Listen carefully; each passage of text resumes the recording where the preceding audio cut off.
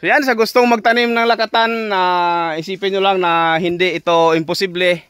Hindi posible ang isang bagay kung porsigido tayo, kung desidido tayo, kung may perseverance tayo. So yun mga ka-farmers, nandito tayo ngayon sa ating tanim na lakatan. Tingnan natin kung kamusta ang tanim natin dito. Survive pa ba sa init ng panahon dahil sa El Nino? Yan ang plastar ng saging natin. And then dito naman yung mga nahuli nating bats. Yan. So sa itsura ng ating saging, medyo maaliwalas na dahil mayroon na tayong patubig dito. Mayroon na tayong ditong drip irrigation. Yan. And then ito naman yung ating mga punla dito, yung mga macro propagated natin. Unti-unti na silang dumadami. Yan, dumadami na ang tubo dito sa ating macro propagated. And then meron din tayo ditong mga marketed na na kalamansi. Yan. Minarkot natin at tinanim natin dito sa pot at diniligan. Yan. So dito tayo sa ating lakatan.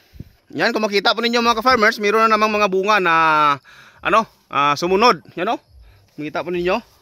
Then dito pa sa kabila, mayroon din. Yan o, yung mga bunga. Dumadami na ang bunga ng lakatan natin. Yan o. And then yung unang mga bunga ay nabalot na natin mga ka-farmers. Yan ang unang bunga ng lakatan natin, di ba? And then yung sa kabila, ganoon din. Dalawang piraso pa lang o dalawang buwig pa lang ang na balot ng plastic. And then ito yung mga sumusunod. Maraming mga puno dito ang sumusunod na namumunga na. And then yan ang plastar ng ating ating saging. Kung mapansin po ninyo, ay medyo gumanda ang kanyang dahon dahil mayroon na tayong patubig. So ito nga pala ang patubig natin mga ka-farmers. Yan. Yan ay drip irrigation o drip tape. Galing yan sa ating solar na water pump. Solar na water pump ang ating source ng tubig mga ka-farmers. Wala tayong tangke. Diretso sa ating pump. Yan. So dito, bawat puno. Yan. Yan, di ba? Mayroon siyang butas dito. Pero binubutasan pa namin mga ka-farmers ng sobra para binubutasan namin ulit mga ka-farmers para kapag tumulo ay mabilis ang kanyang daloy ng tubig. So kaninang umaga nakapag-patubig na tayo dito at hanggang doon sa kabila. Yan.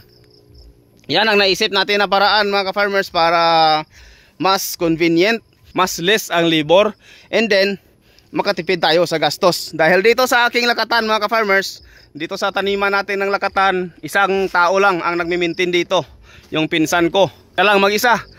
Kung off duty ko, ako ang tumutulong sa kanya. Pero kung mayroong mga ibang trabaho na kailangan ng maraming labor, mayroon tayong mga on-call na tao. Yan. So dito, mayroon namang bunga. Yan tingnan nyo mga ka-farmers, laki ng kanyang puso. Yan, di ba? So dumanabi na ang bunga ng ating lakatan at nakikita na natin ang resulta ng ating pinaghirapan. Nakita na natin ang bunga ng ating lakatan. Yan. So yan, sa gustong magtanim ng lakatan, isipin nyo lang na hindi ito imposible. Hindi posible ang isang bagay kung porsigido tayo, kung desidido tayo, kung may perseverance tayo. Yan. Ako, first time kong magtanim ng lakatan, pero na-prove ko na nakaya ko pala kahit na wala akong background sa pagtatanim nito. Yan mayroon pang isang bunga ulit Yan, di ba? So mga 7 buwig siguro ang sumabay-sabay sa paglabas dito. At next 5 days siguro, pwede na natin ulit na balutin yan at i-deflower natin.